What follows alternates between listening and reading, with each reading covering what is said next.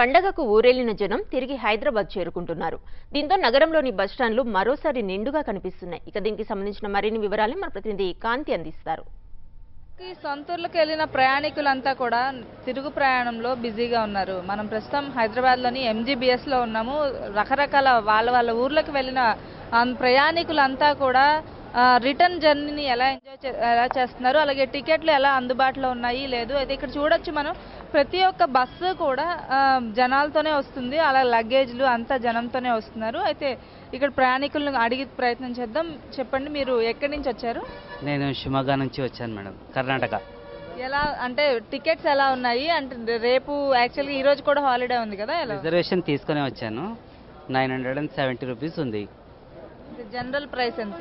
Otherwise around 650-700 ఉంటుంది.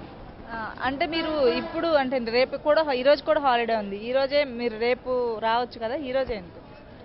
అంటే rush ఇంకా ఎక్కువ ఉంది కాబట్టి నేను ముందే వచ్చేసాను. Better to reach here well in advance so that convenient మనం తీస్తాం కాబట్టి ముందే వచ్చేసాను. ప్రైవేట్ ట్రావెల్స్ ఫేర్స్ చూసినట్లయితే ఎక్కువగా ఉన్నాయి. అంతేకాకుండా కనీసం ఎక్కడా కూడా టికెట్లు అందుబాటులో లేవు. కాబట్టే ఈరోజు సెలవు, ఆదివారం సెలవు ఉన్నప్పటికీ కూడా రేపు రాకుండా ఈరోజే అంటే రేపటికి టికెట్లు అసలు అందుబాటులో లేని కారణంగా ఒకరోజు ముందే ప్లాన్ చేసుకుని హైదరాబాద్కి చేరుకున్నాము.